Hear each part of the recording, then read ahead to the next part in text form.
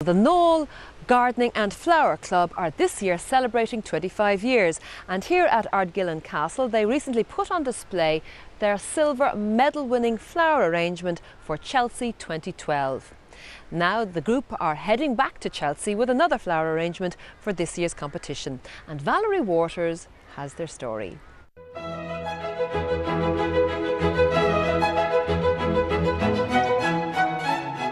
It's a glorious May morning at Ardgillan Castle on the coast of North County Dublin. The early sunshine makes the landscape and the castle look magnificent. The domain of 194 acres is the property of Fingal County Council, and the gardens are just displaying the first show of colour.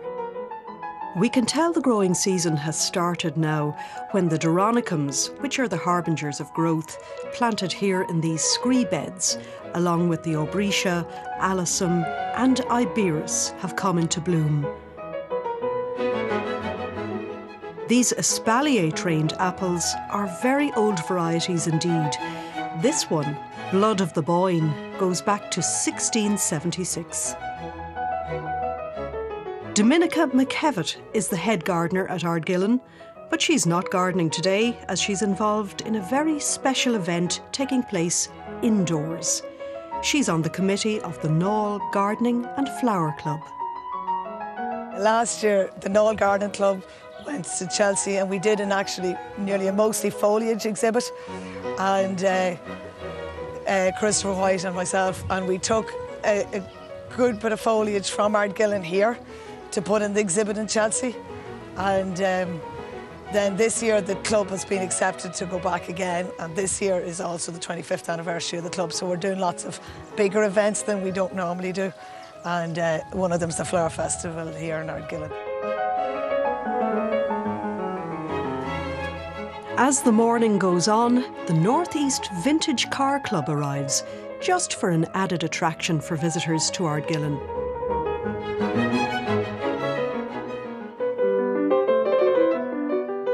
Inside, in the castle, it's a flower arranger's dream. Several rooms have been decorated with displays, all made by members of the Knoll Gardening and Flower Club.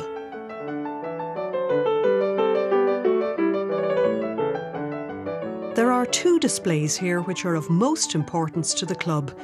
This one won silver at last year's Chelsea Flower Show, and this one is going to Chelsea this year for the centenary celebration.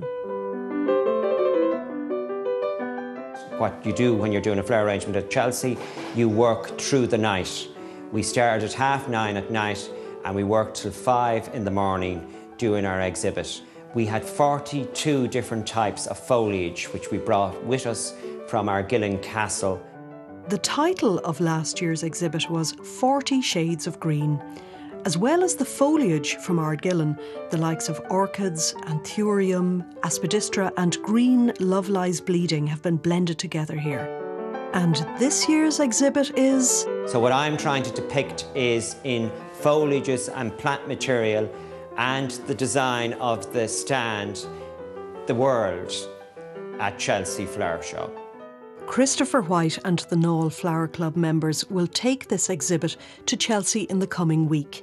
The plan is to decorate it with even more exotics at the top of the design.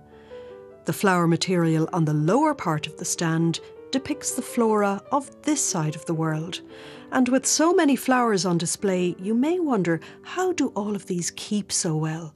We've been maintaining them with spray and water and misting them, and they keep extremely well.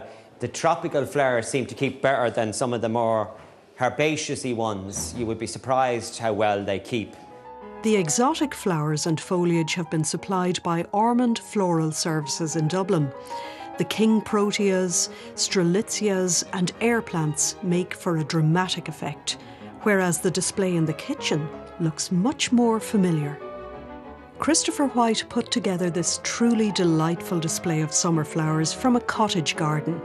Just looking at these flowers evokes thoughts of lazy summer days, listening to the birds and the breeze blowing through the trees. Heaven. But back to the practicalities of flower arranging. This is Oasis, which is a flower arranger's must have. None of this festival would be possible without the Oasis. In the middle of all these arrangements there is Oasis showing, and it is one of these things that you put into water and it holds so many times itself in water, and it keeps the flowers alive for a week. It also means that the flowers will stand in a particular spot, you know, rather than fall over. If you just stick them in a vase, they fall over. Where you have the Oasis, they tend to stand structured, or whatever way you want them to have them in your arrangement. Christopher White gives flower arranging demonstrations here in Ireland and throughout the UK. He describes himself as a flower arranging madman. His passion for the subject is very obvious. And what I'm going to do is I'm going to fill it in with some wonderful, these are wonderful blue hydrangeas, and they're absolutely gorgeous this time of the year. Very quickly, we see this structure transformed. Cymbidium orchids, it's just fantastic. It's just beautiful, I think. And what I'm going to do is I'm going to place this stem to the bottom, at the front, and throughout the arrangement. Et voila! Thank you all very much.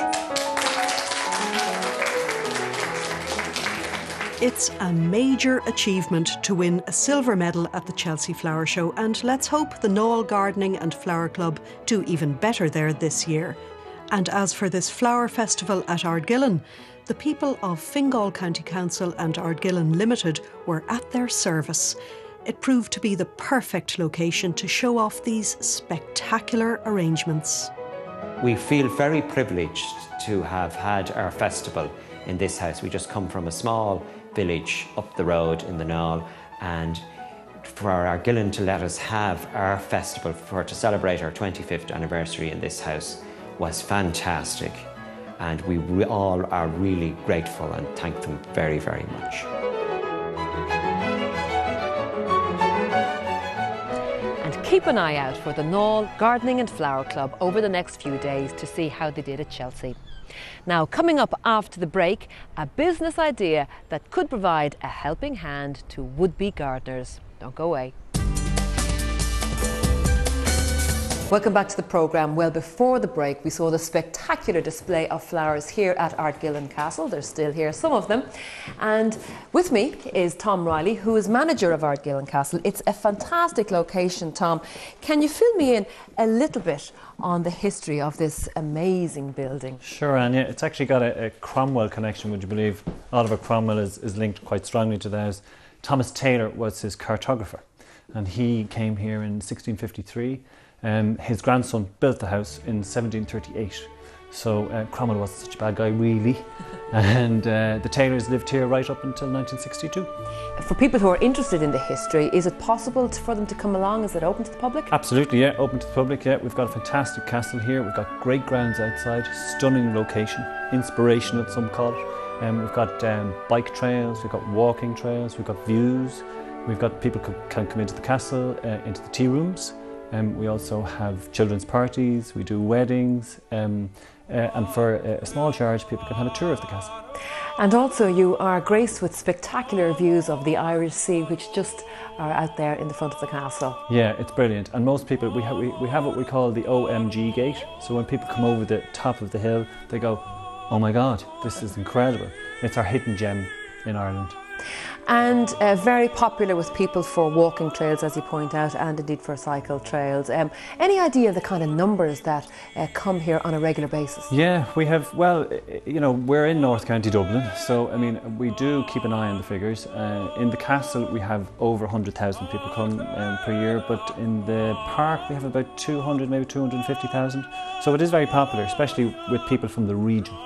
And a reminder to the public, of course, that this is a free amenity. It is, that's what we pride ourselves on. You can come in, there's no charge for parking, you can come into the castle and see various rooms as well, and that's what we love, is to make sure that people in the locality come and enjoy the park and the castle. And you can see from my chat there with Tom Riley that Ardgillan Domain is well worth a visit.